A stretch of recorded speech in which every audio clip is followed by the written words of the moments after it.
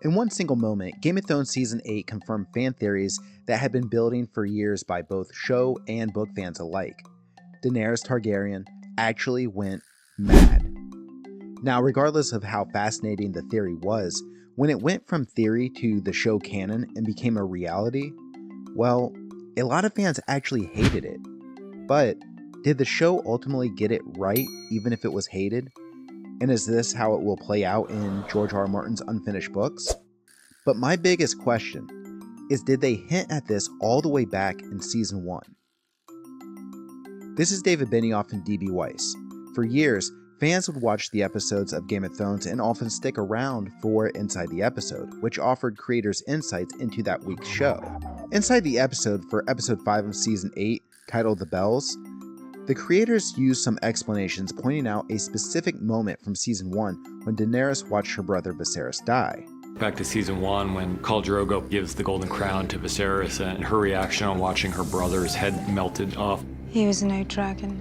And he was a terrible brother, so I don't think anyone out there was crying when Viserys died, but there is something kind of chilling about the way that Dany has responded to the death of her enemies. Now, because that specific scene is so similar to the book version, and they used that scene as an example to foreshadow Daenerys' eventual Mad Queen turn, I say we look at both show and book versions and see if this actually adds up. Stop. Where is she? Come, get your hands off me.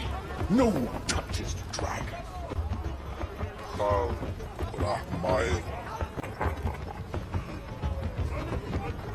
Khal Drogo!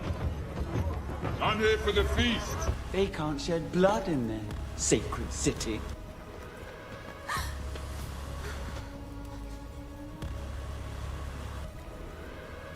But I can.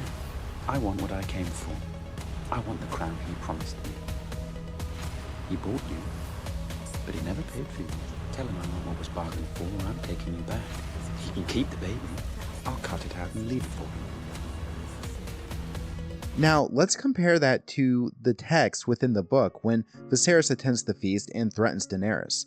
I want you to pay attention to how Daenerys first deals with this moment. The blade! You must not, she begged him. Please, Viserys, it is forbidden. Put down the sword and come share my cushions. There's drink, food. Is it the dragon's eggs you want? You can have them. Only throw away the sword.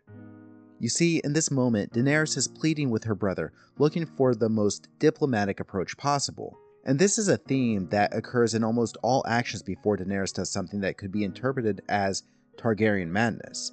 She looks to compromise. And with Viserys, she truly understands the dangers he's putting himself in and is begging him to stop. But Viserys rejects this from his sister. Listen to how Viserys responds. It's almost identical to the show version. Viserys laughed. They can't kill us. They can't shed blood here in the sacred city. But I can. He laid the point of his sword between Daenerys' breasts and slid it downward over the curve of her belly. I want what I came for, he told her. I want the crown he promised me. He bought you, but he never paid for you. Tell him I want what I bargained for, or I'm taking you back. You and the eggs both. He can keep his bloody full. I'll cut the bastard out and leave it for him. Okay, so yeah, I guess you could make the argument that maybe Daenerys should have done something to protect her brother. I mean, you could make the argument. I don't know if it would be a good one, but you can make it. And there's other conspiracies that I think might be at play in the background, at least in the books, but Game of Thrones doesn't really allude to any of that, so it'd be hard to make those arguments in this case either. But if you want to make an argument, please do so in the comments if you'd like to offer a rebuttal to the obvious argument I'm about to make. But anyway, this is the point of no return where the Beggar King threatens not just Daenerys, but more importantly, he threatens the unborn child of Khal Drogo. So there's 2 points with this that I believe absolve Daenerys of any cruelty or unjustified coldness, and it certainly contradicts the Targaryen madness claim. Firstly, Viserys, who has been abusive towards Daenerys and threatening her the entire story up until this point, pulls out his sword and threatens to cut her unborn baby out of her belly. Now if you're Daenerys, brother or not, this man just threatened her life and certainly the life of her unborn child. This alone is justification enough for Daenerys to turn her back on her brother for good. Secondly, By threatening the life of Khal Drogo's child, he's also placing Daenerys into a dilemma of standing by her husband's side or defending her brother. And this second point becomes a real judgment call on what is the right way to handle things or which side she must choose. Should she try to defend her brother from the wrath of Khal Drogo? The thing is, with these moments, it becomes a moral debate or even a moral dilemma. However, we're not talking about the audience's morality or worldview. We're talking about the context of what is considered honorable and morally right and objectively correct by the standards of the show. And lucky for us, when it comes to siding with one or the other between Khal Drogo or Viserys, the Honorable Eddard Stark himself already provided us with his perspective for this type of dilemma. Sansa was dragged before the king and queen and asked to call the prince a liar. Sansa will be married to Joffrey someday. She cannot betray him. She must take his side, even when he's wrong. So you see, if Ned Stark can understand why a girl must side with her betrothed, it allows the audience to have a framework or a baseline for what should be expected within Game of Thrones based on the rules this show has established. And by those rules, we have a precedent for Daenerys to follow. But this specific situation is even more explicit when factoring in that Viserys not only disgraced the Dothraki tradition by pulling a blade in Vaes Dothrak, which is forbidden, but then he goes to the next extreme of threatening to kill Daenerys and her and Khal Drogo's baby. The sword pushed through her silks and pricked at her navel. Viserys was weeping, she saw. Weeping and laughing, both at the same time. This man who had once been her brother.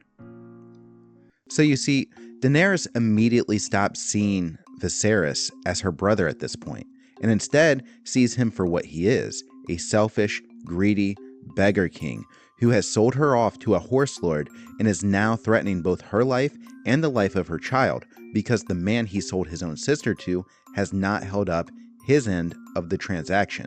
Yet, showrunners D&D used Daenerys' lack of grief in that moment of Viserys' death as an example of foreshadowing that in Season 8, she'd ultimately kill thousands of innocent women and children in King's Landing. And I'm here to say that that is just not consistent with the original context of that scene. It's only when the other characters make a decision or take an action that makes compromise impossible. I made a whole video about her killing Samwell Tarly's father and brother and how there's this logical fallacy. I put a link to that in the description of this video. But this revisionist history of how Daenerys responded to her enemies, it demands that we forget the context of that scene where Viserys died. When we compare this scene to the book version, it's pretty similar, and I point this out because author George R. R. Martin seldomly creates a character that falls into a binary hero or villain role, and he allows them to be much more humanized. This is important because Season 1 is really good at adapting a much more faithful version of Daenerys. She's not necessarily depicted as a hero, but she's definitely not a villain. And a big part of her character in the books is balancing her impulse to strike down her enemies or approach with diplomacy.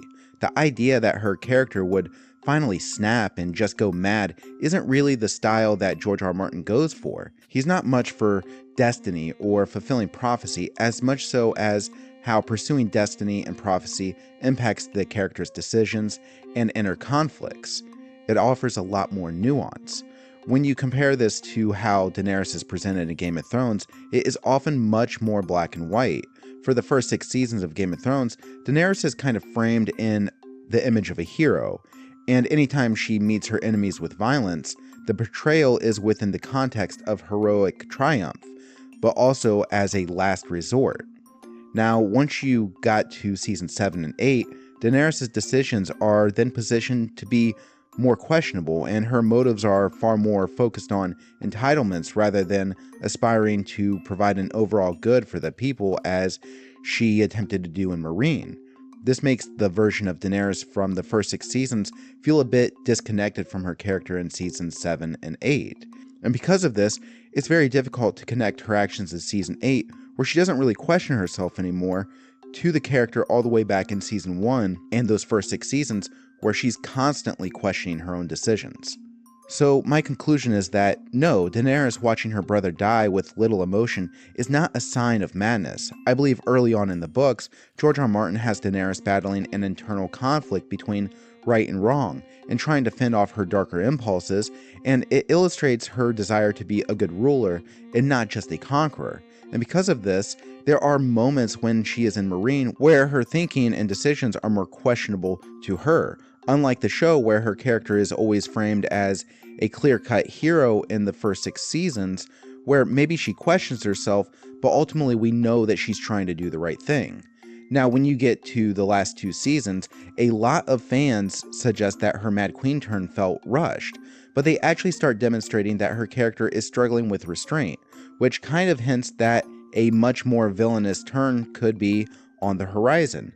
But I don't believe that they set this up in the first 6 seasons really at all to make that connection. But I do believe that the last 2 seasons were their way of establishing a Mad Queen turn, and I don't think that works either, because it actually starts to feel very manufactured. There's less of Daenerys questioning herself, and it's just the characters around her questioning her. And it starts to feel as if they begin to recontextualize the rules for her character when, say, compared to other characters. And I made a video about a specific moment where this is really obvious, and you can watch it by clicking the next video right here.